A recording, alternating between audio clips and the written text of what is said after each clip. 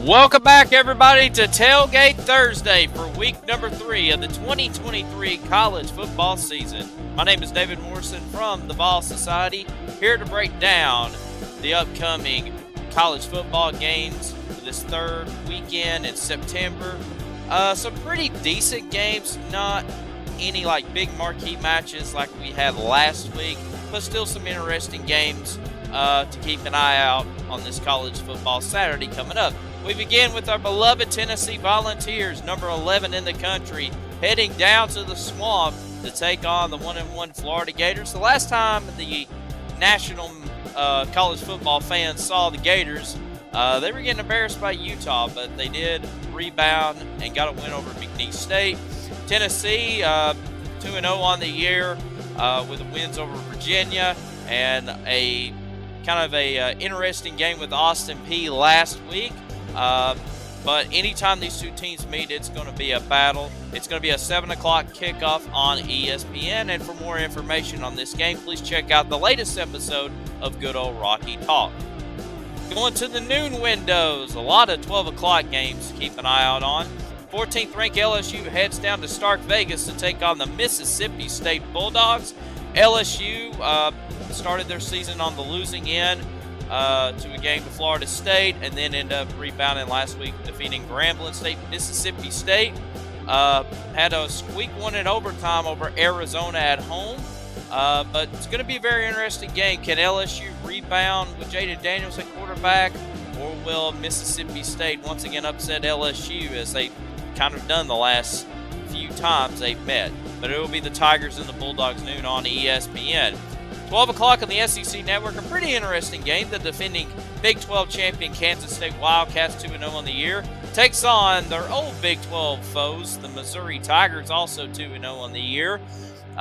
This is going to be the first time we've really seen both Kansas State and Missouri play significant competition this year. They played a couple of easy games, but should be a very interesting matchup. Last year, Kansas State blew out Missouri in Manhattan, but this time they got to go to Como as the Wildcats and the Tigers meet. 12 o'clock on the SEC Network. Should be a fun matchup. Big noon Saturday, number 7 Penn State headed to Champaign to take on the Illinois Fighting Illini. Illinois coming off a loss last Friday to the Kansas Jayhawks on the road. So kind of hurt the momentum or top 25 matchup between these two teams, but still should be a pretty entertaining game for the most part. Penn State still riding high, defeating West Virginia when to go to 1-0, and they beat Delaware last week, and now looking to go to 3-0 in the year. Drew Altler doing a great job as the Penn State quarterback, but it will be Penn State and Illinois noon on Fox. Going to the afternoon games, 3:30 on CBS. South Carolina Gamecocks heading down to Athens to take on the number 1 Georgia Bulldogs. South Carolina, we saw them in week 1 losing to North Carolina in Charlotte. They end up playing a cupcake game and end up getting a win, and now they got to take on the best team in college football, at least the last 2 years, the juggernaut Georgia Bulldogs. This is Georgia's first big game they're going to be playing all year. Or, well, not all year, but so far this season, I should say. They've played lesser superior opponents, if you will, to go to 2-0. But always entertaining game when the Gamecocks and the Georgia Bulldogs meet. Georgia is a pretty big favorite over South Carolina, but you never know what's going to happen as South Carolina takes on Georgia. 3:30 on ESPN, a Big Ten ACC showdowns. The Minnesota Golden Gophers heads to Chapel Hill to take on the 20th ranked North Carolina Tar Heels. North Carolina, I called it last week, had a squeeze one over Appalachian State in double overtime. It's just always something about playing Appalachian State, especially when you're hosting. Just a lot of crazy things happen. But Drake May and the Tar Heels pulled it out, and now they get to take on a pretty scrappy Minnesota team. We saw them in week 1. Win at the buzzer against Nebraska.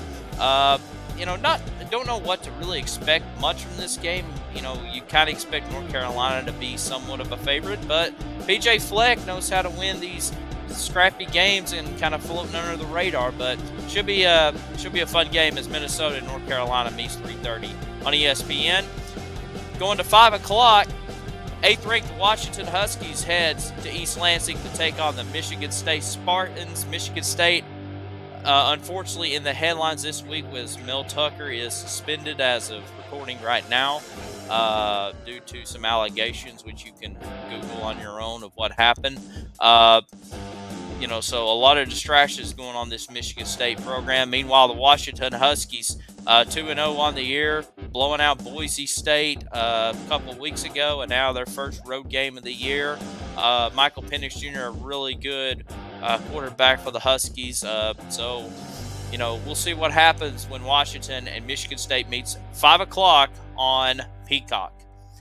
Moving on to the primetime games, got 3 games highlighted here, as the Pitt Panthers and the West Virginia Mountaineers once again meet in the Backyard Brawl. Last year, this game was an instant classic to start the 2022 college football season, won by Pitt, but now they go to Morgantown.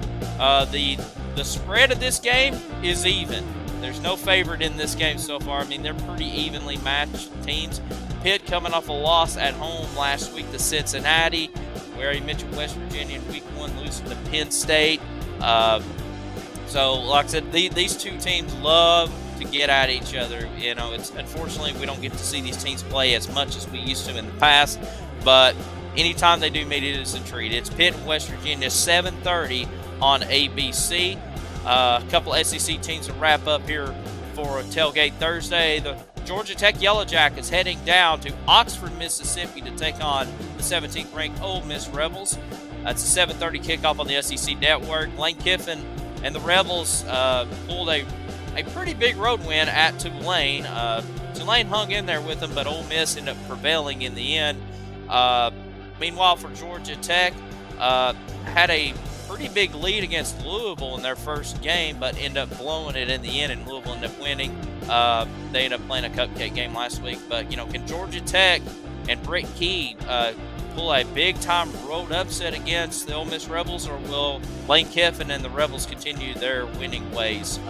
Should be a very interesting matchup. Hayes King, the quarterback for Georgia Tech, seems to bring a spark to this team, and Ole Miss led by Spencer Sanders. But it will be the Yellow Jackets and the Rebels Saturday night on the SEC Network. And our final game, we're going to profile the BYU Cougars, now in the Big 12, heading down to Fayetteville to take on the Arkansas Razorbacks. These two teams met last year at BYU, won by the Hogs. So expect to see a pretty entertaining matchup. KJ Jefferson still leads the way for Arkansas. Arkansas has been out with their lead rusher, Rocket Sanders. Not sure his game time decision if he's going to play in this, but a couple of programs, undefeated, looking to take the next step up. But it will be BYU and Arkansas, 7:30 on ESPN2. Don't forget to listen to Good Old Rocky Top, the official podcast of Vol Society, with our founder Brad Frank, myself, and David Ease, as we will. The latest episode, we broke down the Tennessee-Florida game, recap Tennessee and Austin Peay, and a new episode drops each and every week. Also, Vol Society Live every Tuesday night at 8 o'clock with myself. This is your chance to be heard, Vol Society fans, is let your voice be heard. What's going on with Tennessee football and Tennessee athletics. Also, don't forget to follow our social media pages, facebook.com/UTVolSociety, youtube.com/VolSociety, Twitter at Society Ball, and the Vol Society Story. If you're on the Facebook page, we have a Shop Now link. Click on it, buy you some merch, and enjoy it. This has been Tailgate Thursday for week number 3. Enjoy the college football action, and we'll catch you next time. Have a great